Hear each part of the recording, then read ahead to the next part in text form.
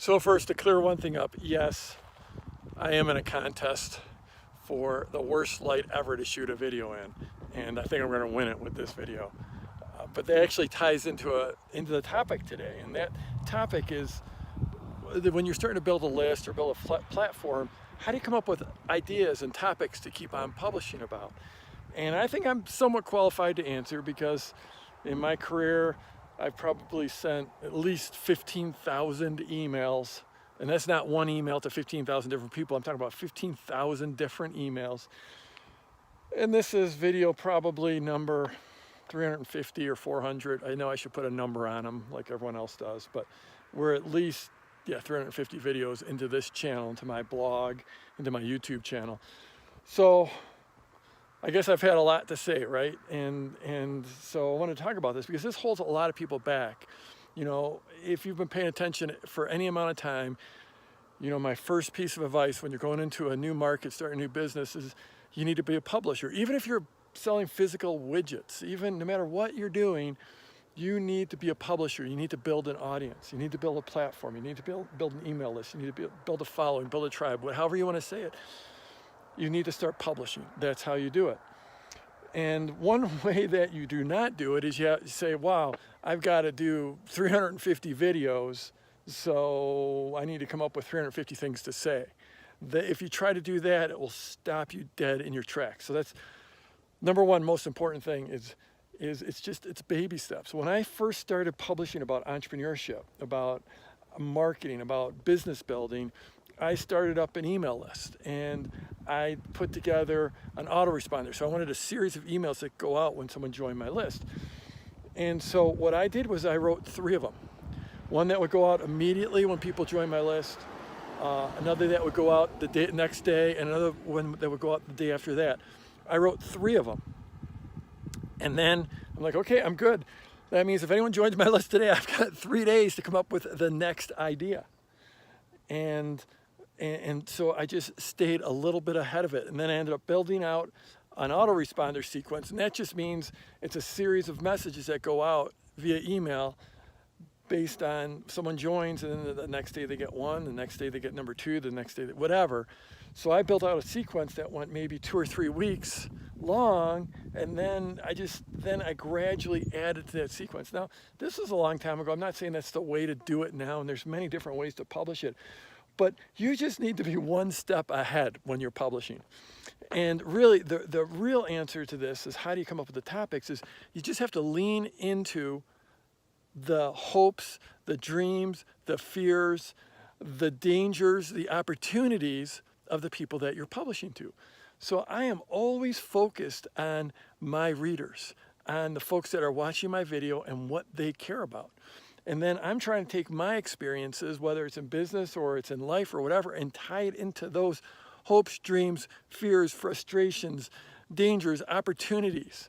Because, you know, I've been doing this for a long time. So I'm way, way ahead of you. If you're watching this, I'm likely way ahead of you in the business building journey. And so I can see what's around the corner for you. So I am just trying to let you know what's coming, what is possible, and what you have to watch out for, and what you have to focus on. And as long as you stay there, it's endless amount of material, endless amount of topics, and you're always going to want to come back to those things because they are fundamental things. Like I know, I just went through this launch for my product launch formula, and I got to interact with so many people, and I've got to get so in touch with what they're trying to build and what they're worried about and what could hold them back and what's possible. So that just fuels me for the next year. And here's one other interesting thing is like, one of my sweet spots is answering questions, is just helping people with whatever their problems are. It's just a place where I really excel, is answering questions, responding. And so over the years, you may have even noticed if you've been following for years, I'll always find ways to like query you to say, okay, what's really hot for you? What's up for you? What if we could sit down, what would you ask me?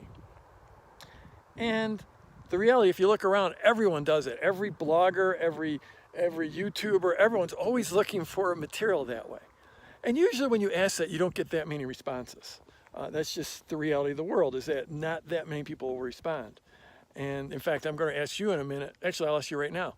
Scroll down in the comments, and if you could sit down with me for 15 minutes, or if we could sit down for a cup of coffee, what would you ask me? Just scroll down, and I guarantee you 100% I will read all the comments, and that's where a lot of my ideas come from, and so you'll probably get your question answered. But here's the thing, is when you ask that in a normal everyday setting, a lot of times you don't get too much of a response. But here's a little trick. It's called, well, it's this principle of recency. When someone first comes into your universe, whether they subscribe to your YouTube channel or your email list or follow you on Insta or whatever, when they first come into your world, they are more inclined to interact with you. It's this principle of recency. It's a marketing principle that goes back a long time. Recency means they've recently come into your world. And it's a very powerful thing. So in this launch I just did, which, a normally successful launch, tens of thousands of people that have never heard about me before all of a sudden know of me, we asked that question in our Facebook group, and the responses were off the hook. In fact, I'm going to be shooting videos to respond to those queries for the next 3 months because there were so many great responses. So that's the thing. If you're just starting out, you're just starting to build your list, you have the benefit of recency. And if you can find a way to reach out to people as they come into your world, as they join your list, as they start to follow you, those are the people that really want to interact with you. And those are the people that are more inclined to ask you questions and give you feedback. So even if you're just starting out, it's great that you're just starting out because you can really lean into that and start to build those relationships and start to really get that interaction going so you get to know your market, get to know your people. So that's how you publish tens of thousands of emails. That's how you put out 350 or 400 videos.